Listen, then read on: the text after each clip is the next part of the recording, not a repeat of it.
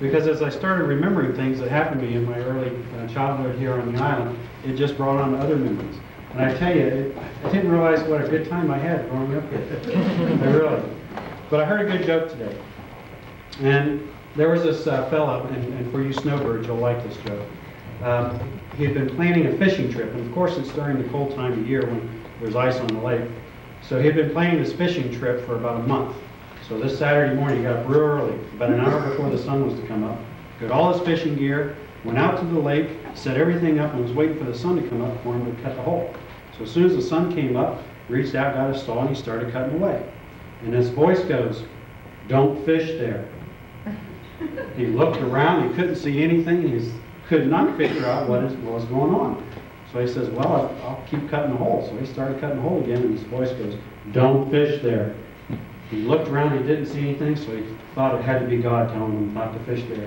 So he got down on his knees, put his hands together, and he said, "Oh, please, Lord, please forgive me for whatever I've done. I don't know what I did." And this voice goes back, "It's not God. It's Earl, and I run the hockey rink."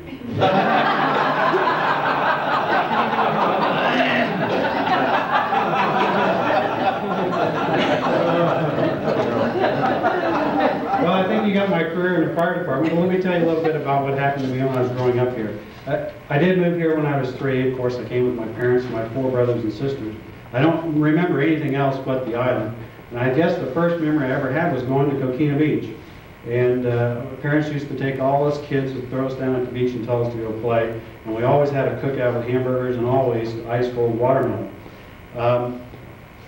Then we bought a house, or my mom and dad bought a house on 29th Street, and that's where I spent probably the most of my early life until I was a senior in high school.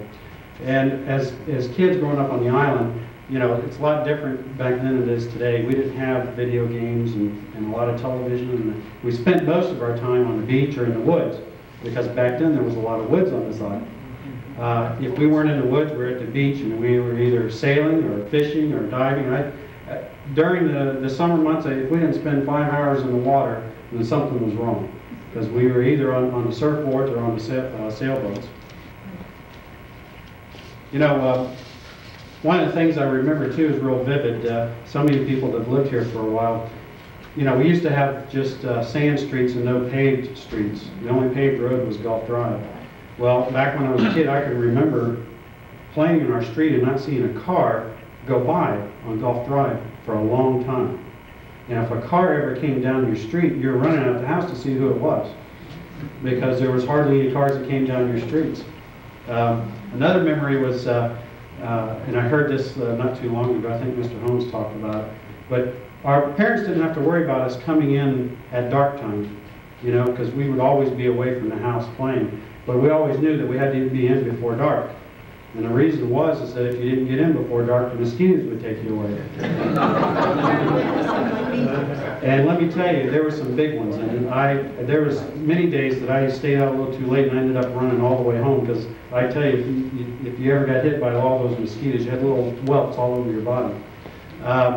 Then the Manatee County, they came out with their mosquito control program. And that's quite interesting. You know, I laugh about it, but it scares the heck out of me now, because if you ever seen the trucks that they used to have, they had this big fog machine on the back of the truck. And they'd go up and down every street on the island. And I don't know what pesticide they used, but it'd be a huge big cloud of white smoke. And this smoke would just come right through the house. I mean, because back then we didn't have air conditioning. And so everything just went right through the house, and us kids would get on our bicycles and go through the cloud of smoke, because, well, you couldn't see each other. We used to run into each other all the time. And another thing, you know, and today it seems kind of funny, but back then we didn't have a key to the front door on our house. Not at all. My mom and dad never took the keys out of the car at all. And to think about that today is just unreal, but that's just the way it was back then. I used to get so mad at my mom because, you know, back then it was really such a close community. If I even thought about getting in trouble, my mom knew about it, because the neighbors would call. And as I'd walk in the house, I couldn't even say anything. My mother would know what happened. You know, and also back then, when it was time for you to come home, Mom would walk out the door and yell for you. And it's funny because Today, we can't even yell halfway across a yard, let alone 3 blocks, but I could hear my mother 3 blocks away.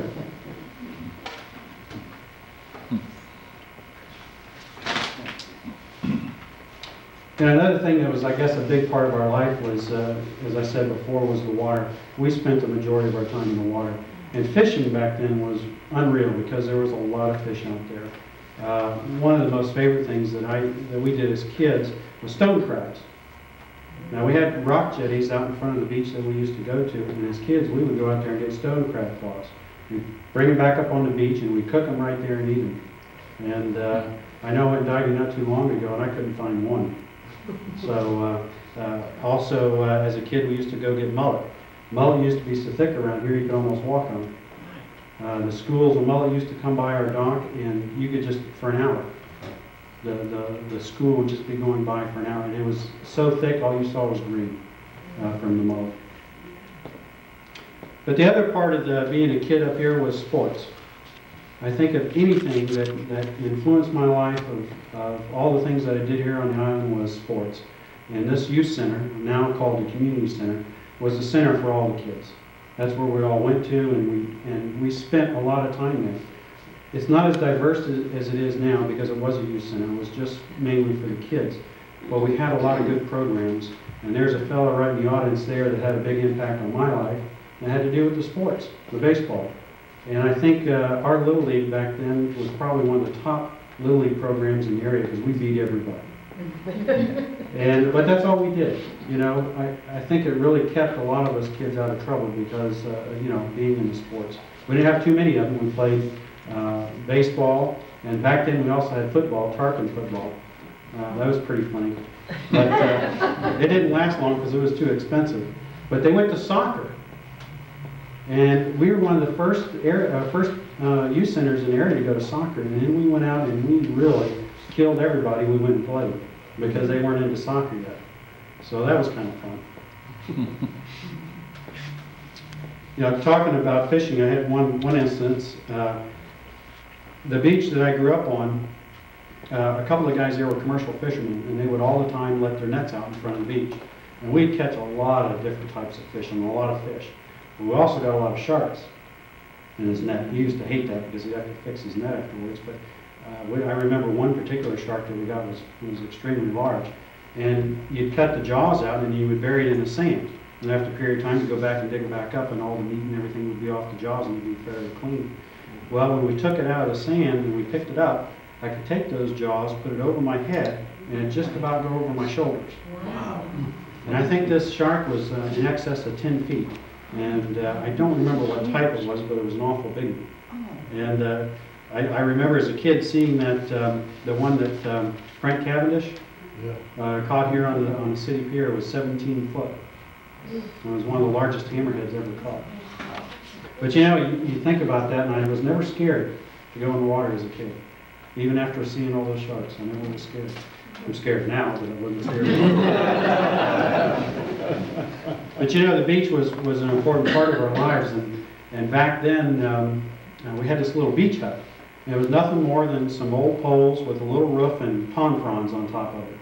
And I tell you, we spent a lot of time under that, and we used to build a fire right there on the beach, and we'd sit around and, you know, tell, especially if it was night, we'd tell scary stories to each other. And then we didn't want to walk home.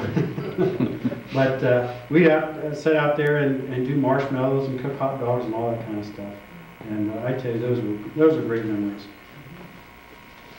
Some of the games that we played as kids was Foursquare. I don't know if you all know what Foursquare is. And basically, you mark out 4 squares, and you take a ball and you try to hit it in the other person's square, so he can't hit it back to you. We used to play kick the can and capture the flag. Now those were the big games, and we played them a lot. Back in the early 70s, we had a couple of hurricanes come through here. And I can remember my mother, when the water was about waist deep in the street, she was going around picking up all the frogs. And I mean, she really felt for the frogs. She'd pick them up, and there was we had an air conditioner at that time, and she would set it on top of the air conditioner to help the frogs. Yeah. But you know, back then with all the development, we had to be real careful because of snakes. you know, we had a lot of snakes on the island, but as they started building houses and moving their habitat, all the snakes were being concentrated. And I remember one day going out the screen door, and I got 1 foot out the door, and I just kind of hung onto the door frame and swung myself back in because there was a copperhead coiled up at the front of the door. Another time, I don't know if any of y'all remember Wyman Coursey, who's the postmaster over in Cortez.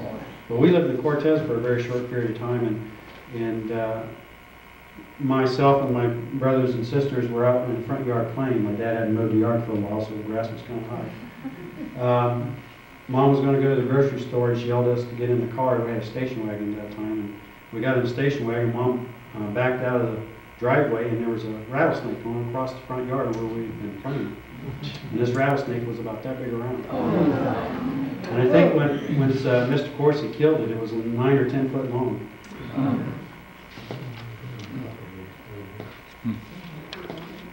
Everybody knows where Anna Maria Center is, where Walgreens and all that is. Well, that used to be our playing area. That was all woods. And we had forts and trails and everything built through that. And if y'all remember Woodruff and Son Construction, when they came through and the county put all the sewers in, that's where they destroyed all our forts and everything when they built that, but that's where they kept all the equipment. And that's also where we used to get our Christmas trees. I know the Jacksons used to get their trees over there, and I know my family, which lived two blocks down, we used to go behind our house and get Christmas trees. You can't get them no more. But I'd have to say, though, that growing up on the island was a wonderful experience. It was very diverse in a lot of different areas.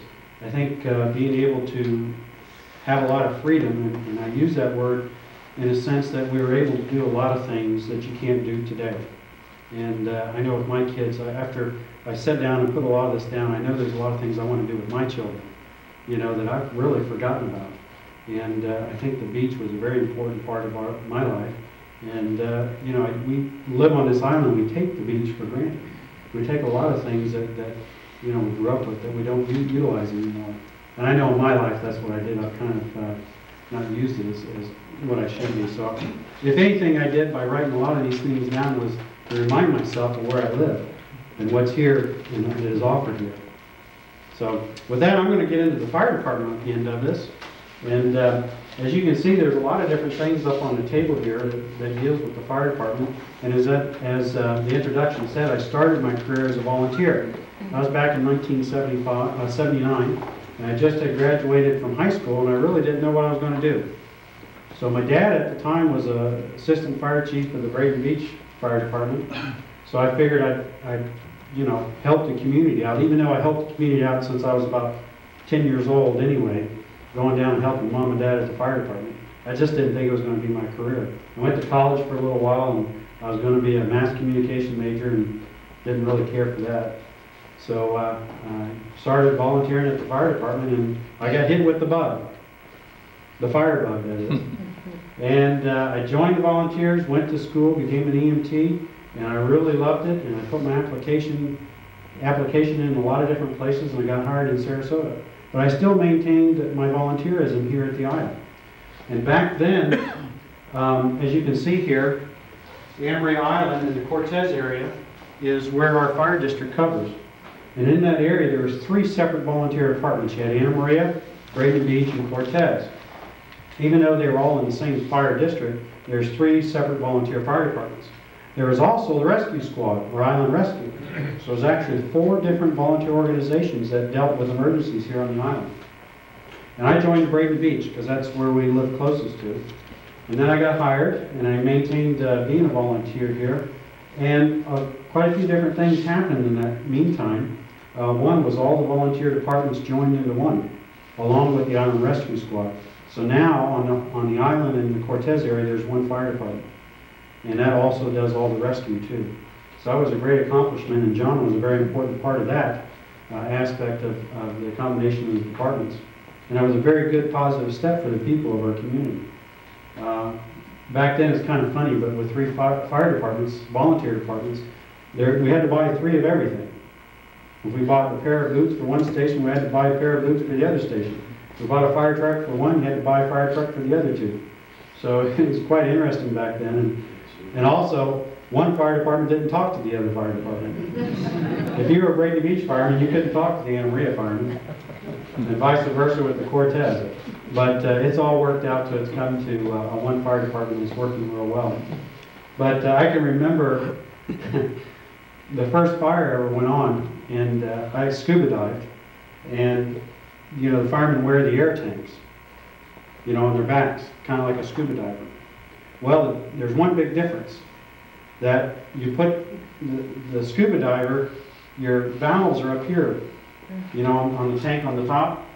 Well, on the fire gear, the valves on the bottom. Well, back then our training wasn't that great, and they kind of just, you know, stuck you on a truck and said you were a fireman. We went to a fire and they said, put an air pack on. Well, I didn't even know where it was on the truck, let alone what it was. So they opened the box and I went to put it on. Well, I put it on like a scuba diving outfit, you know, with the valve up here, which means it was on upside down. Well, by the time I figured out how to put it on, how to put the mask on, and get ready to go in the house, the fire was out. But they said I did a great job. But my brother and I, we went into the fire service together, and which was kind of interesting, having your dad as the, and my dad did finally make chief, and having your dad as chief and two of his sons firemen. You can imagine the conversations we had over dinner, especially when we didn't agree with them. But I've seen a lot of change on this island, not only in everything that's here with the buildings and with the fire department, and one quick change, and this has to deal with John. I also umpire and coach Little League baseball, you know, trying to give back to the community. And I noticed that the ball players weren't as good as what I thought they were when I played. You know, and I just thought it was me at first. And, you know, it just didn't seem like they played at the same caliber. So I was talking with John one day, and I said, you know, John, I don't know if it's me or what, but it doesn't seem like the kids are as good as we were when we were kids playing. He said, you're right. And I said, well, why? And he told me, he said, well, look what the kids have to deal with today. He goes, when you were a kid, you were at the beach in the woods or you were playing baseball. And I said, it's true. He said, well, what do the kids have to deal with today? Computers, Nintendo, the video games, the television, all these different things that you're dealing with. And our life was much, much simpler, and we didn't have to deal with all that. So they're trying to juggle around all these different things, so there is a big difference. And I didn't realize that at first, but you know, it is. And I look at my own kids and I can see that. You know, because they have a lot more things to deal with than we did. And they have air conditioning and we didn't. Well, I think that covers it unless you have any questions. I'm sure there's, yes sir. What is Sparkman football? It's the football league, like the Pop Warner football. But we had football here on the island back in the early 70s. And we had a team here, but it got too costly. So they got rid of it and got the soccer. Yes, ma'am. When you had those hurricanes in the early 70s, didn't people evacuate the island like they do now? No. Not really. Weren't you scared? No. No, we thought, as kids, we thought it was great. We got out of school. That was party time. Yeah. Yes, ma'am. Do you do water rescue, or is that another department that does? Well, here. Like if someone falls off the pier, Well, we're going to go. Now, if it's at the public beaches, like Manatee Beach and Yes. Coquina Beach, they have lifeguards there. Oh, they do, yeah. But if there's anywhere else, like not too long ago, we had a speedboat flip over in Key Royal. And we went out and got them. But, you know, we don't have a boat to go get them, but if they can get Okay. into the shore, we'll treat them. Well, I just wondered, I'm looking at the picture of the pier behind you. Well, we There have were a one. couple of people the other day that I thought, oh. Actually, we had a couple of people jump off that pier and we've had to go get them. Really? Yeah, we had to swim out. One fellow was mentally unstable and he jumped off the end of the pier. And it took two of our volunteer firemen to swim out and get him. Okay, I just wondered who. But we're very fortunate, though, in this area to have the Coast Guard so close. And we work very well hand in hand with them. That if we have any boat fires or any rescues like that, we call them and they have a small boat. And they also have the bigger boats to come out.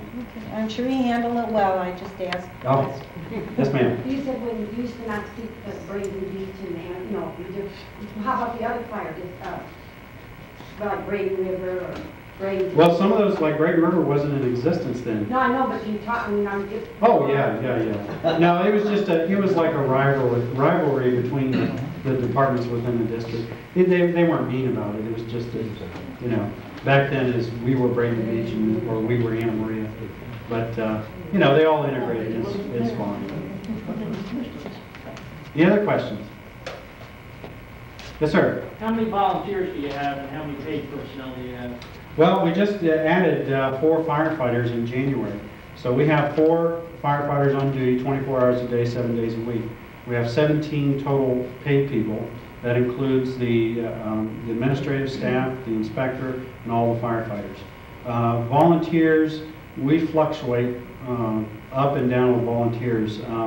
We can go as high as 100 people total in the organization to sometimes where it goes down to about 60. Active volunteers is running right now about 25, and then we have about 15 to 20 auxiliary type people who are supporting, and then we have the paid people. So volunteerism just fluctuates a lot, and 3 years ago we had probably 70 volunteers, you know, total.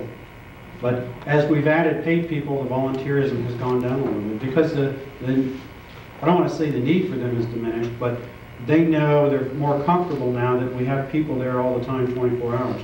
When they knew that there was nobody else going to respond, they'd be there. It was nothing to have 25 and 30 people on a fire. Yes, sir. I was just wondering, do you pump out of the bay or the Gulf salt water to fight a fire? And the salt water work as good as Saltwater works fresh fine. The only place that we would pump out of is the canal there by Krabby Bill's. Yeah. That's about the only place that we can get a truck really close enough.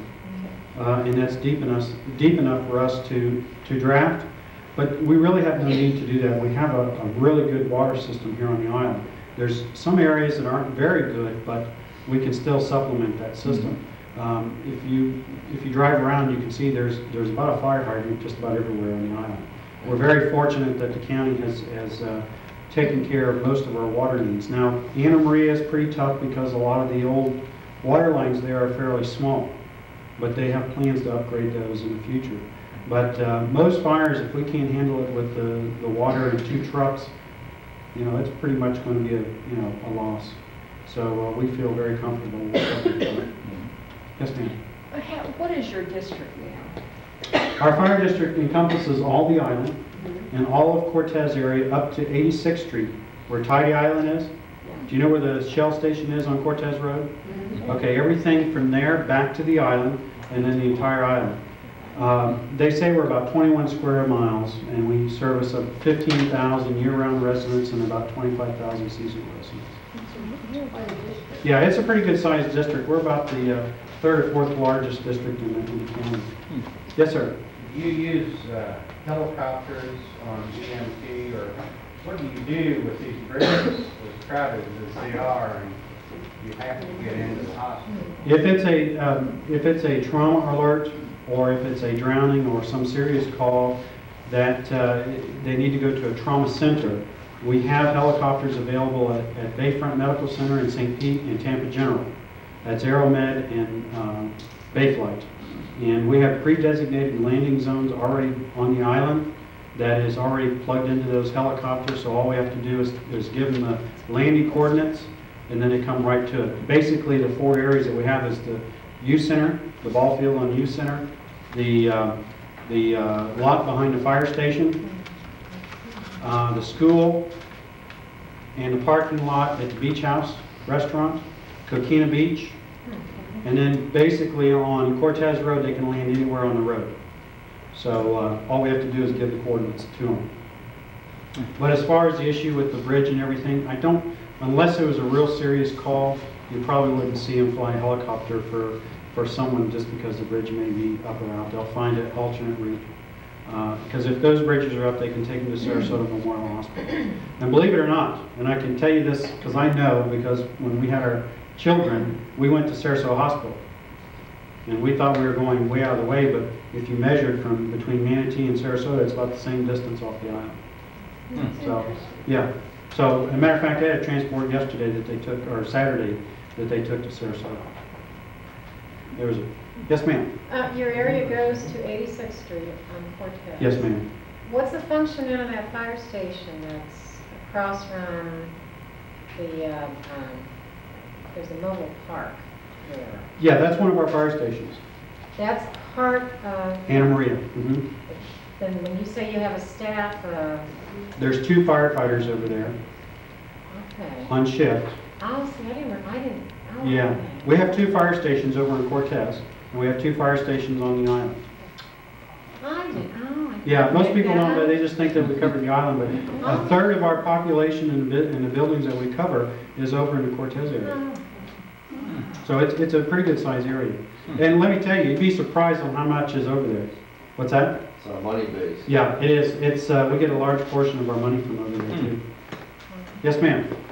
What's been your largest fire? Probably the largest fire that I've been on was Sandy Point Condos, which was a 12-unit building over next to Sunbow Bay.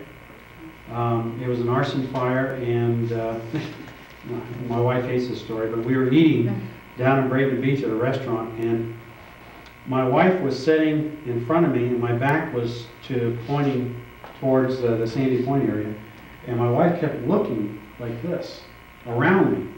And I finally said, "What are you looking at?" And she goes, "I see smoke." So I wheeled around and looked, and I saw this big column of smoke. And so I threw her my keys, and the fire station was a block away. So I went to the fire station, got in the truck, and we went down there, and all 12 units were completely engulfed. Have a picture of it.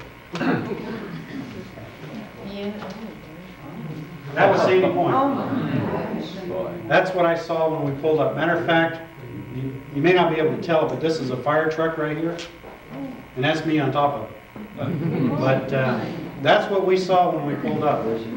Now, No On one this- called that in, huh? huh? No one called it? Yes, matter of fact, is when Lynn said that she saw smoke, I grabbed my pager and I heard Johnny Jackson saw the smoke and was calling in on the radio. What year was it? This was 1985. Some people want to know where Sandy Point is. Sandy Point is right next to Sunbow Bay, across from Foodway. Mhm. Okay, you know those apartments there, catty corner? Oh, yeah, okay. Yeah, Sandy Point is that new one that they're building. Yeah. They're adding on. There was a building that actually rebuilt this one, and then a couple of years ago they started adding more buildings in there. But that particular fire was very large in the fact that it had a lot of fire, and our major concern was not that building because it was gone. The radiant heat from that fire actually melted the Venetian blinds and the mini blinds in the condo next door. They actually had melted and dropped down onto the floor. So our major concern was keeping that building from catching fire. And I tell you, we had a meeting after that, and the people of Sunbow Bay came and just thanked us because we saved their building. Because even though the buildings are maybe 40 feet apart, the radiant heat was just tremendous. Yes, ma'am. We were a fighter in the Orr House in Trader Jacksonville. Well, actually, no, I was there. Yeah. When your dad's the assistant fire chief and a big fire goes out, you go down to watch. So the whole family went. But yes, I was around and I was there when that happened. And actually, we had all the departments there, Anna Maria, Braden Beach, and Cortez were all there. And that was a pretty good sized fire too. But actually, we've had quite a few fires on this island. We just had one about 8 months ago. It was a hotel, or actually a motel down on Braden Beach. And it's called Tropic Isle. It's right on the S-curves. Well, it was a house, and you really couldn't see the house from the road. But there was a house and a detached garage that was a studio, artist studio. And the fire started in the studio. It burned up the house and it also started the motel on fire. And we're very fortunate that the top portion of the motel was built about 5 years ago. So when they built it, I made sure that the fire partitions were put in between the units. And that's what saved that motel. So we were talking earlier that, you know, fire protection today is not merely just having firemen and fire trucks.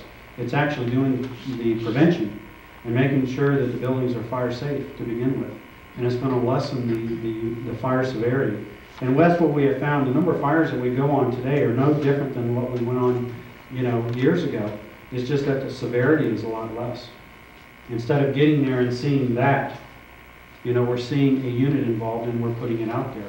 Plus, with paid people has made probably the most impact is because we're getting there a lot quicker. Our average response time is about 3.5 minutes.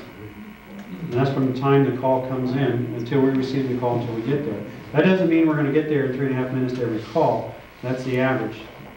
We think that it's taken us a long time if it takes more than 6 minutes. But then again, we have calls that are right next to the station and we get there in just a few seconds. Yes, ma'am. Oh, awesome. Yes, ma'am.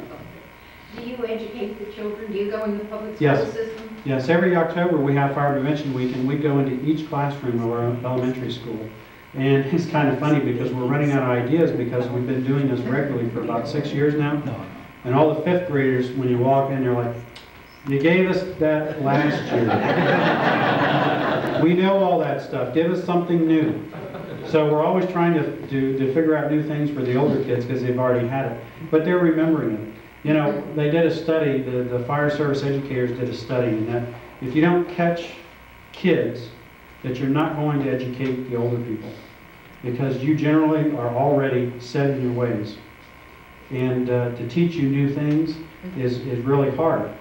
And until you experience a problem, like having a fire or something, generally you're not going to be that educated. So it's easier to teach the kids, and that's what they have found. So we're doing more and more with kids. But I told this story, and and whenever I do a fire safety talk, I tell this. Fire safety really was not put into, I didn't really understand it well until I heard this story. A good friend of mine's a fire chief in Altamont Springs. And when he was going through college, he belonged to a volunteer fire department. And firemen are very, very proud of what they do. And they'll talk to anybody about what they do at any time, just like I'm doing now. And there was a foreign exchange student, I can't remember what country he was from, but it was a real small third world country. And at a break, he was telling this guy how proud he was of his fire department, and how many fire trucks they had, how many fire calls they went on, and how many people they saved, and all this very, very proud of his department. And this foreign exchange student just was really not interested. And finally, my friend goes, I've just spilled my guts to you, and you just don't seem interested. He goes, well, I'm not. And he goes, well, geez. He goes, don't you have fires in your country? And he said, no. Now, here we are, America, the largest industrialized nation in the world, and we have a severe fire problem. And here's this little rinky-dink third world country that doesn't have a fire problem. He asked him, he goes, what's your secret? He goes, I'd really like to know. He said, well, it's simple. In my country, number one, we don't have a fire department. And two, we don't have insurance. And if you stop and think about that a minute, we live in a society that we think someone's going to pay for whatever happens. And we buy insurance to do that. How safe do you think you would be if you didn't have insurance? How safe do you think you would be if you didn't have a fire department and you knew no one was going to come? So in his country, and by the way, did you know America is the only country that's not against the law to have a fire? Go to Japan and have a fire. Once the fire's done, you'll be in jail. Why? Why, you ask? The simple reason, if you've ever been to Japan and see how the building is there, because you talk about a property shortage here on the island, go to Japan, where they have millions of people stacked in a place where we put a couple 100,000 people. The buildings are built very flimsy, they're built very close, and if one has a fire, they all have a fire. And I know a lot of you live in condominiums. Am I correct? A lot of you live in condominiums. The reason that we're tough on rules, fire codes, especially in condominiums, is because what you do in your apartment or your condo affects everyone else that lives around you. One of the most important things, and I wish I had the clip in here, but one of the most important things that we are very stringent on is barbecues. I just pulled a flyer out of the paper today, matter of fact, about a fire in a condo.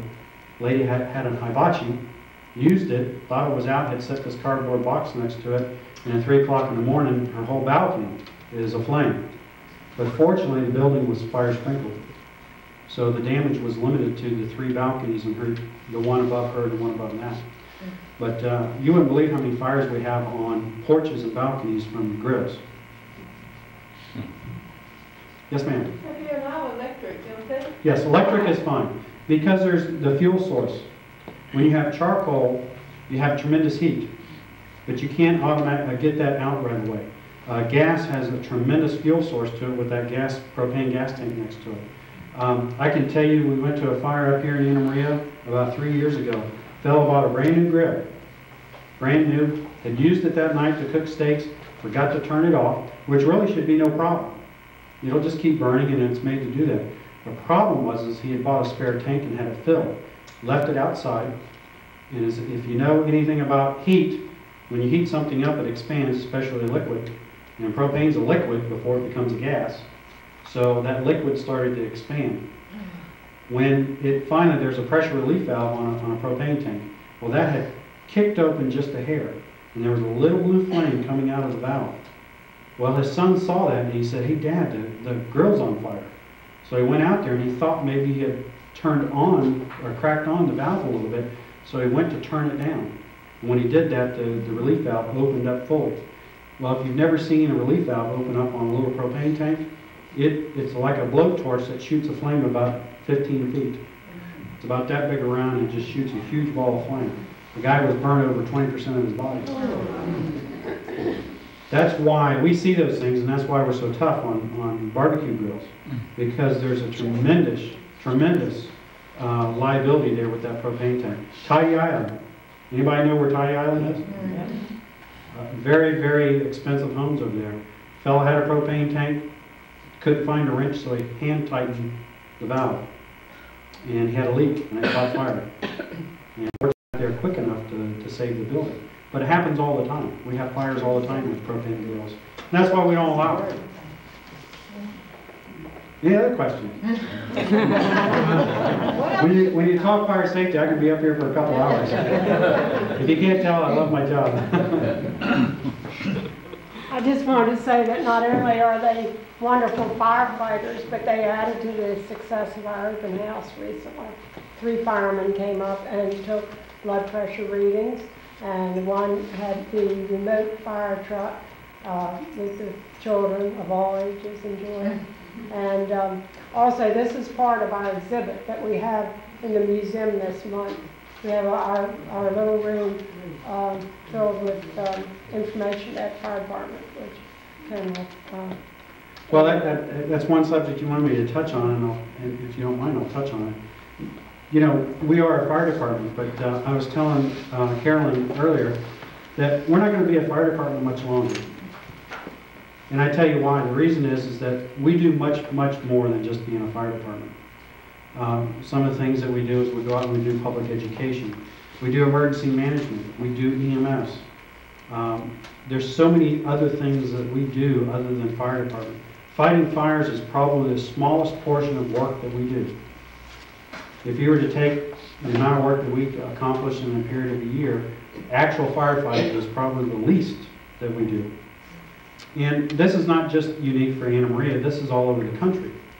The fire service is changing, and it's not going to be a fire department much longer. It's going to be an all-service department where we handle a vast majority of things. There's a lot of projects, one of the issues coming up right now is EMS.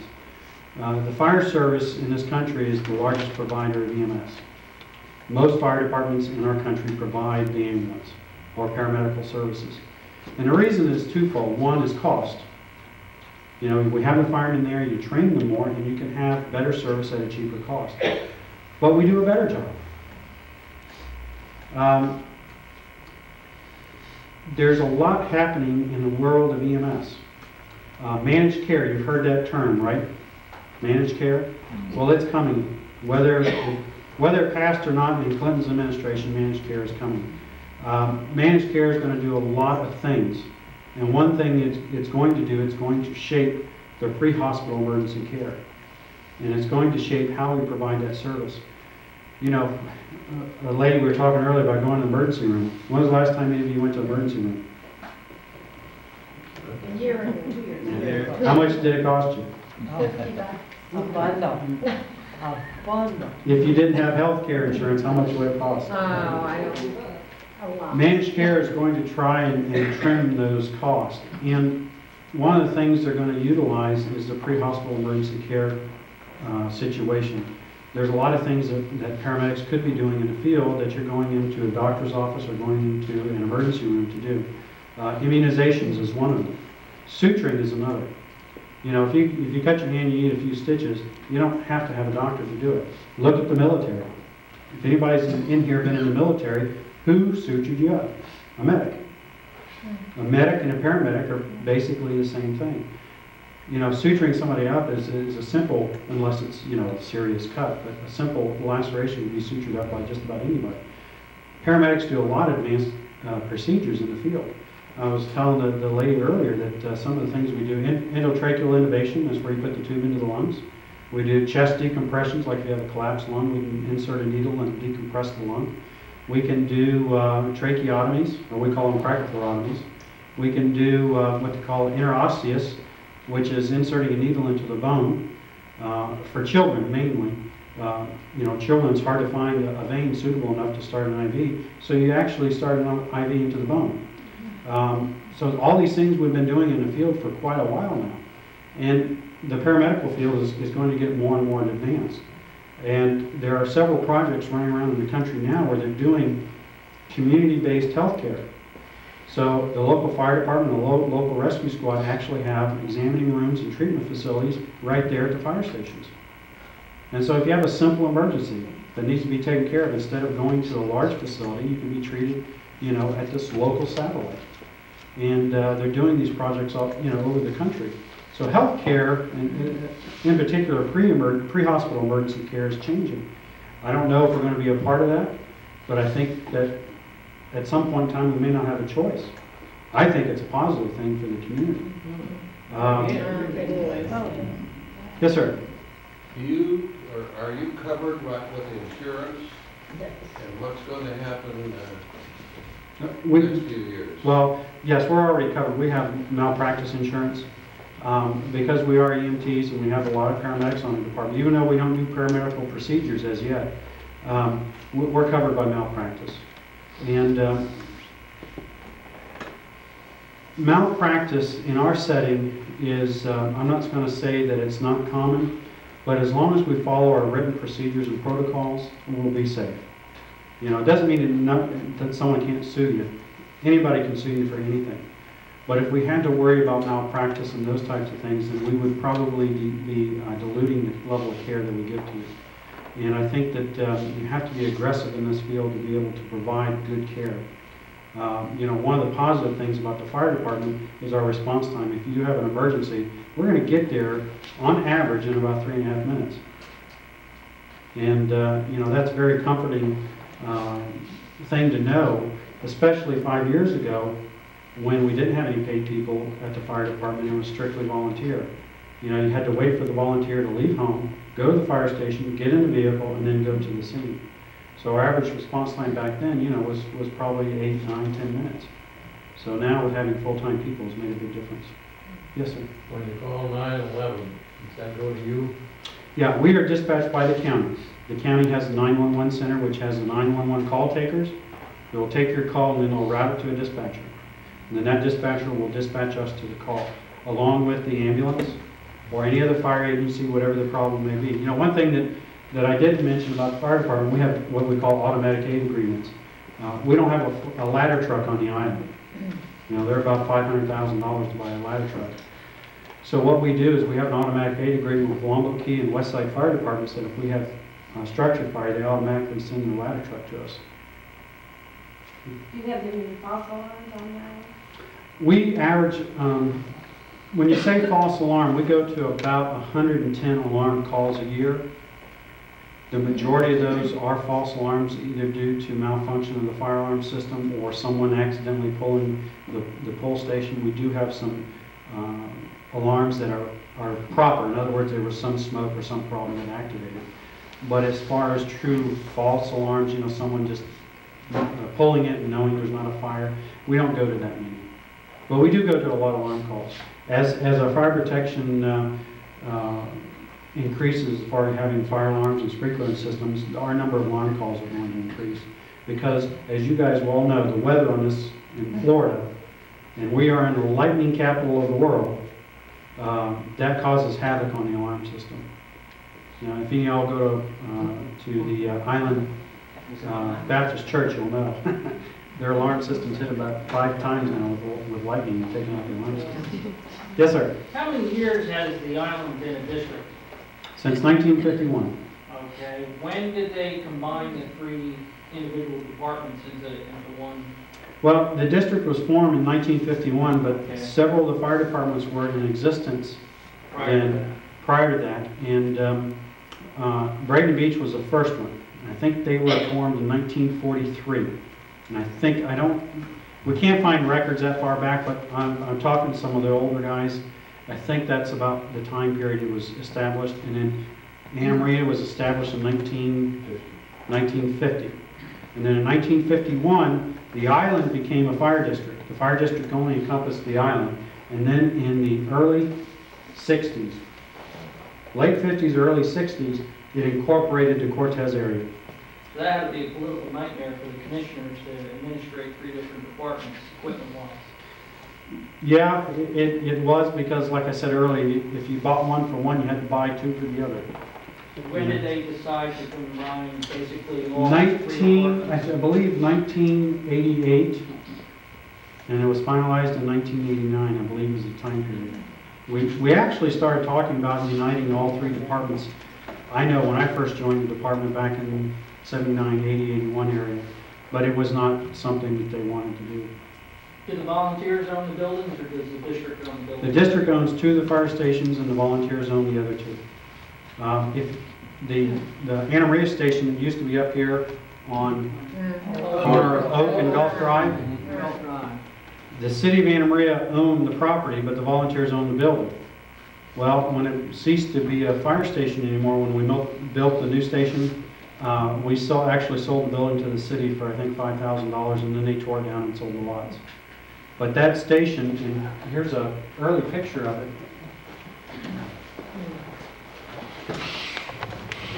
This was the old Anna Maria station before they added an addition on this corner, but that was it there, and there's an apartment on the side.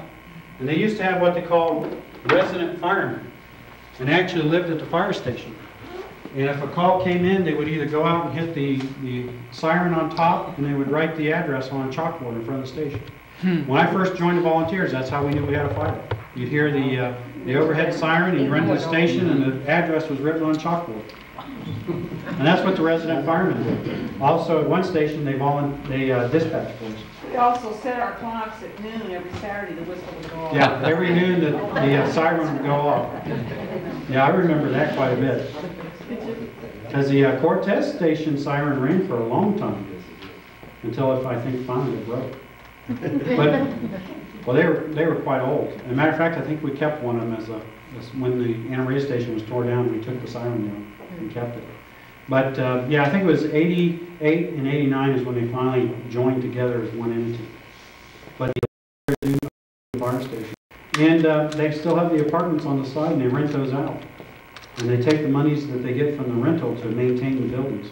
The district pays for all the insurances and that type of thing because we keep fire trucks there. But the volunteers rent the halls out and that type of thing, so they need money to maintain the building. Do you have an inspection system active? Yes, we sure do. That was when I was hired in 1987. I was hired as a captain, but I was the fire marshal. And up until that point, our inspections program was kind of spotty. You know, it wasn't getting done all the time. Matter of fact, most of the Cortez area didn't even know they were in our fire district. We'd go in and do an inspection, and they say, well, we're not in your fire district. Well, yes, you are. Well, when did that happen? Well, 1951. But they weren't inspected. There's a lot of places that weren't inspected. But that was the reason that they hired me, was to get the inspection program on. And now we have one full-time inspector, and I also serve as the chief and also the fire marshal. And we inspect every business and every apartment and condo complex at least every 13 to 14 months. So we try to do it in a year's time, but you know, it's pretty tough with one person. We have over 1,000 buildings we inspect. So that's a lot of buildings. And we try to do them on an annual basis, but it's pretty tough. Tough with really one inspector.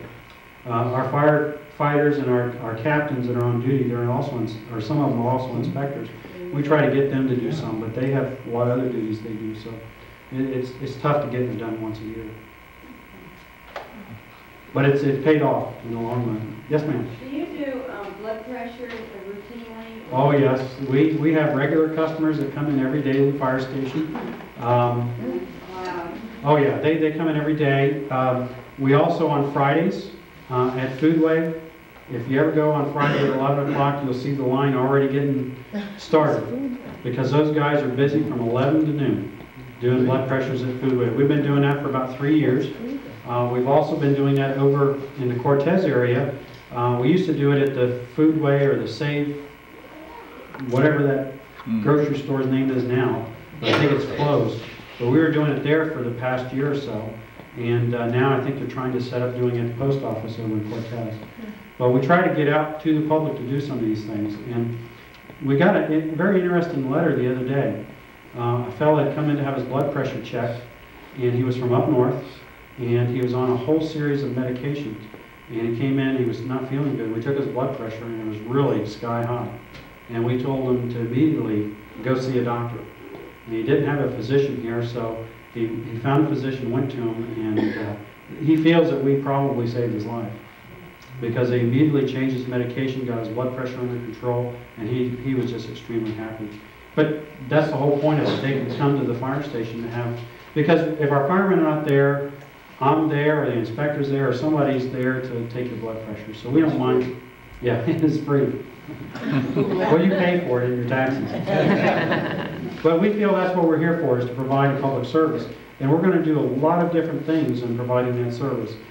We joke about being at the fire station sitting around for a call playing checkers, but I don't think I've seen them guys play checkers at all. Because by the time their day's done, about 5:30, 6 o'clock, they're generally back in there getting ready for all the classes that are coming up in the evening. Because all the volunteers come in at night. And so they're doing training and doing all sorts of things. And I've been down to the station, those guys have been working till 11, 12 o'clock at night. So, yes ma'am? Do you have women firefighters? Have a lot of women firefighters. Matter of fact, we had Vicki Tippling, who was one of the first women to go through the fire college here in Sarasota. And she is now a deputy fire marshal for Loudoun County, Virginia, which is a good-sized fire department.